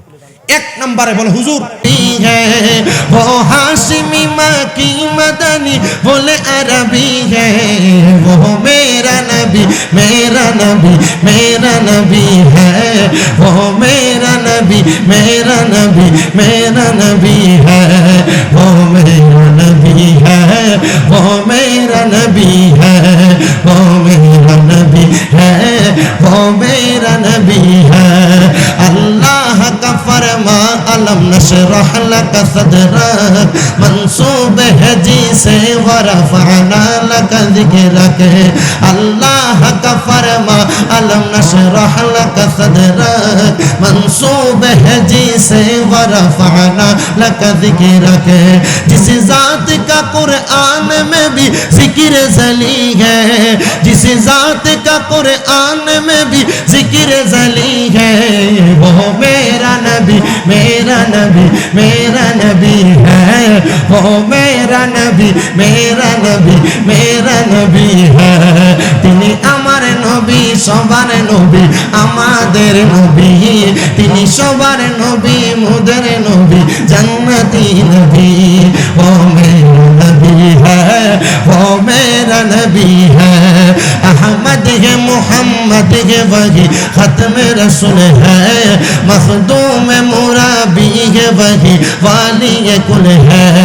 अहमद है मोहम्मद है वही खत्म रसूल है, मखदूम मुराबी है वही वाली कुल है। उस पर ही नजर सारे ज़माने की लगी है, उस पर ही नजर सारे ज़माने की लगी है। वो मेरा नबी मेरा नबी मेरा नबी है, वो मेरा नबी নবী মেরা নবী মেরা নবী হ্যায়। কত মধুর মধুর লোকব দিয়ে পাঠালেন আল্লাহ, তিনি জাতে কোলে মাখলুকাতে সবারই সেরা। কত মধুর মধুর লোকব দিয়ে বানালেন আল্লাহ, তিনি জাতে পাকে এই দুনিয়ায় সবারও সেরা। তিনি আদম থেকে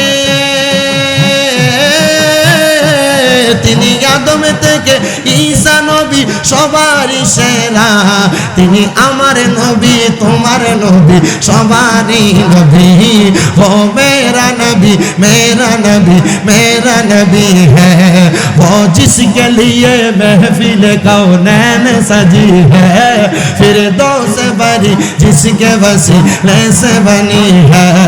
वो हाशिमी मक्की मदानी बोले अरबी है। वो मेरा नबी मेरा नबी मेरा नबी है। আল্লাহ যেন ওই নবীজির উম্মত বানায়া আমাদেরকে কবরে নেয়, ওই নবীর সুপারিশ আমাদেরকে দান করে পড়েন আমিন। এরপরে কে কে আছেন একটু কোন আর নাম আছেন? আরে কি তেরে আমার হাদিয়া দিতে আয়া হে নূর লেकर आया है सारे आलम भेजे देखो कैसा नूर छाया है।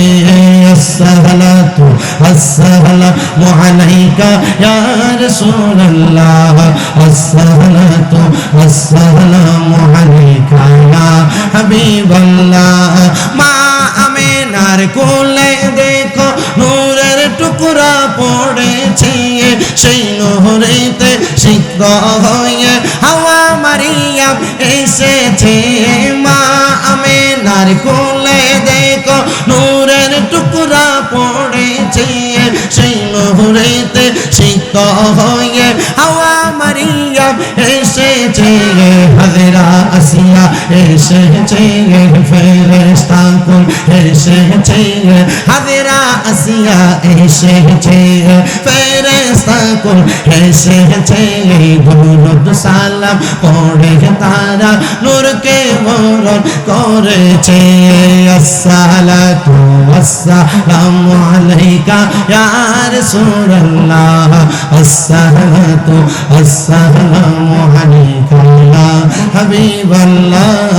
নূর वाला आया है मोर लेकर आया है सारे आलम भेजे देखो कैसा नूर छाया है। अल्लाह कबूल करो। মাসুদের মা দিছে, মাসুদের জন্য দোয়া চাই 500 টাকা মারহাবা। এরপর আর আসেনি, একটু তাড়াতাড়ি কোন সবাই আছে কালেকশন।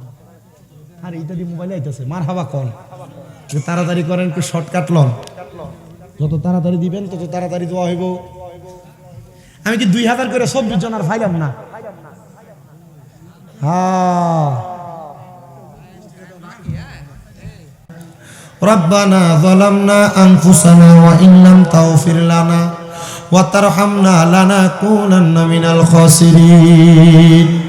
ইয়া ইলাহি রহম ফরমা मुस्तफा की वास्ते, खोल दे दरवाज़े रहमत गदा की वास्ते। मबदू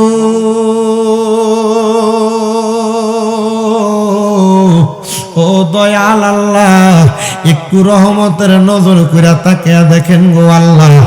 আজকে এই কুমিল্লা জেলার অন্তর্গত হোমনা থানাধীন কালীপুর নূরে মদিনা ইসলামিয়া হাফিজিয়া মাদ্রাসা এতিমখানার উদ্যোগে ইসলামী সুন্নি মহাসম্মেলন সাজায়া এলাকার দাড়ি পাকা মুরব্বী বাবারা, যুবক নওজোয়ান ভাইয়েরা, ছোট ছোট মাসুম বাচ্চারা, পর্দার অন্তরালের আমার মা বোনেরা, আল্লাহ বিশেষ করে এলাকার আলেম সমাজ, আল্লাহ এলাকার শিক্ষিত সমাজ, এলাকার শ্রমিক সমাজ সহ আল্লাহ তোমার কতগুলো আদরের বান্দারা তোমার দরবারে হাত বাড়াইছে। আল্লাহ যার হাত তোমার দরবারে মায়া লাগে, পছন্দ হয়, ওই হাতের উসিলাই আমরা প্রত্যেকের জীবনের গুনাহ তুমি আল্লাহ ক্ষমা কইরা দাও। এরে আমার কালীপুর এলাকার মা বোনেরা গো, কি গো মা, মাইকের আওয়াজ তোমাদের কানে যায়নি গো মা? মুনাজাত হইতেছে গো মা, আমার আল্লাহর দরবারে আমিন আমিন করে দুইটা হাত বাড়াইয়া দেও গো মা। আমাদের বিশ্বাস আছে গো মা, আমার আল্লাহ একটা হাতও খালি ফিরাইয়া দিবে না। মারা গো, তোমরা তো এই এলাকার নাইউরি না গো মা। একদিন আসছিলা লাল রঙের বেনারসি শাড়ি পইরা, আরেকদিন চলে যাইবা সাদা মার্কিন কাপড় পরিয়া গো মা। তোমরার মতো কত মা বোনেরা ভাই বাবারা জানি গো, অন্ধকার কয়বরে মুর্দা লাশ শুয়া শুয়া রইছে। আজকের মুনাজাত তার আর নসিবে হইছে না। এরে আমার এই কালীপুর আশেপাশে এলাকার ভাই বাবারা, ইরে ভাই মাইকের আওয়াজ তোমাদের কানে যায়নি রে ভাই? মুনাজাত হইতেছে রে ভাই। আমার আল্লাহর দরবারে আমিন আমিন করে যদি দুইটা হাত বাড়াইয়া দাও, আমরার বিশ্বাস আছে রে আমার আল্লাহ কাউরে খালি দিবে না। মাবুদ ডাকলে কি জোরে রে মন, জফলে কি পান ঠান্ডা হয়। এ না দেখিলে দুই নয়নে নয়নে রে আল্লাহ করো আল্লাহ জাগালয় তোমার মনে। আল্লাহ তুমি তোমার বন্ধু আদম নবীর সঙ্গে কইছ কথা, আরাফাতে নিয়া ওই আমরার সঙ্গিনী কইবা কথা গো। ও আল্লাহ, মৌতের বিছানায় শুয়াইয়া গো আল্লাহ করো আল্লাহ জাহালয় তোমার মনে। আল্লাহ তুমি তোমার বন্ধু মুসা নবীর সঙ্গে কইছ কথা, তোর পাহাড়ে নিয়া আমরার সঙ্গে নি কইবা কথা গো। ও আল্লাহ আজাইল পাঠাইয়া গো আল্লাহ করো আল্লাহ জাহালয় তোমার মনে। আল্লাহ তোমার বন্ধু হযরত ইউনূস নবীর সঙ্গে কইছ কথা, মাছের পেটে নিয়া আমরার সঙ্গিনী কইবা কথা গো আল্লাহ। সাদা কাফনে ঢুকাইয়া গো আল্লাহ করো আল্লাহ জাহালয় তোমার মনে। অবশেষে আমার নূরের নবীর সঙ্গে কইছ কথা আল্লাহ, মেরাজেতে নিয়া আমরার সঙ্গে নি কইবা কথা গো। ও আল্লাহ আমার নবীর সামনে রাখিয়া গো আল্লাহ করো আল্লাহ জাগালয় তোমার মনে। আল্লাহ আজকের মুনাজাতে কে জানি হাত বাড়াইছে, কার জানি জগতের মধ্যে আব্বা নাই। যে বাবা রিক্সা চালাইয়া মাটি কাইটা মাথার গাম পায়ে ফালাইয়া পরের বাড়িতে বদলার কাম কইরা সন্তানরে মানুষের মতো মানুষ করার জন্য আব্বা রক্তরে পানি বানাইছে, এমন আব্বা তাদের কবরে আব্বার কবর জান্নাতের বাগান বানায়া দাও। ও আল্লাহ কে জানি হাত বাড়াইছে, কার জানি জগতের মধ্যে মা নাই। যেই মারে মা কইয়া ডাকলে কলিজার আগুন ঠান্ডা হইয়া যায়, যে মায়ের দিকে এক নজরে তাকাইলে কবুল হজের সওয়াব হইয়া যায়, এমন মা তাদের কবরে আল্লাহ প্রত্যেকের মায়ের কবর নাজাতের ফয়সালা করো। যাদের মা বাবা বেঁচে আছে হায়াতে তো ইয়বা নসিব করে দাও, যাদের মা বাবা সুস্থ পরিপূর্ণ পরিপূর্ণ সুস্থতার নিয়ামত দান করো মাবুদ। আল্লাহ যাদের মা বাবা বেঁচে আছে হায়াতে বরকত দিয়া সুস্থতার নিয়ামত দান করো। আমার নিজের মা আজকে 7 মাসের উপর অসুস্থ অবস্থায় বিছানাতে পড়া, আল্লাহ আমার আম্মারে তুমি সুস্থতার নিয়ামত দান করো। আল্লাহ বিশেষ করে এই কালীপুর নূরে মদিনা ইসলামিয়া হাফিজিয়া মাদ্রাসা এবং এতিমখানা আশেপাশে এলাকার মানুষ বিশেষ করে আমার প্রবাসী ভাইরা টাকা দিয়া পয়সা দিয়া শ্রম দিয়া বুদ্ধি দিয়া পরামর্শ দিয়া এই মাহফিলের মধ্যে যারা মাইক দিয়া লাইট দিয়া প্যান্ডেল দিয়া তাবারুকের জন্য সহযোগিতা করছে, আল্লাহ প্রত্যেকের দানগুলো তোমার দরবারে বকশিশ করলাম, কবুল মঞ্জুর করে নাও। আল্লাহ আমার যত প্রবাসীরা দোয়া চায় আল্লাহ প্রবাসীদেরকে কবুল করে নাও। এই মাহফিলের জন্য যারা পরিশ্রম করছে প্রত্যেককে তুমি কবুল করে নাও। এই নূরে মদিনা ইসলামিয়া হাফিজিয়া মাদ্রাসা এতিমখানা মাদ্রাসার প্রত্যেকটা ছাত্রের সিনার মধ্যে কোরআনের ইলম নূর দান করে দাও। শিক্ষকদেরকে তুমি কবুল করে নাও। এলাকার বয়স্ক মুরব্বী, এলাকার যুবক, এলাকার ছোট মানুষ সবাইরে তুমি কবুল করে নাও। আমার অনেক মা বোনেরা পর্দার অন্তরাল থেকে দোয়া চাই, আমার মা বোনদের দোয়া কবুল করে নাও। আল্লাহ এই মাহফিল 5তম মাহফিল, এই মাহফিল কিয়ামত পর্যন্ত কবুল মঞ্জুর রাখো। এই মাহফিল কিয়ামত পর্যন্ত দায়েম আর কায়েম রাখো। এই মাহফিলকে জরিয়া কইরা এলাকার গুরুস্থানের কবরবাসীরে মাফ করে দাও, সমস্ত দেশবাসীরে বিশ্ববাসীরে মাফ করে দাও। সমস্ত পৃথিবীতে যত মুসলমান নির্যাতিত, বিশেষ করে ফিলিস্তিনের গাজার মুসলমান, সুদানের মুসলমান, আল্লাহ তাদের প্রত্যেককে তুমি মাফ করে দাও। সোনার বাংলাদেশের উপর তোমার খাস রহমত বরকত দান করে আমাদের প্রত্যেকের মরণের আগে বারবার মক্কা মদিনা তাওয়াফ জিয়ারত নসিব করাইয়া আখিরি জবানে মধুর কালেমা পড়াইয়া দিয়েন লা ইলাহা ইল্লাল্লাহু মুহাম্মাদুর রাসূলুল্লাহ সাল্লাল্লাহু আলাইহি ওয়াসাল্লাম। আসসালামু আলাইকুম ওয়া রাহমাতুল্লাহি ওয়া বারাকাতুহু।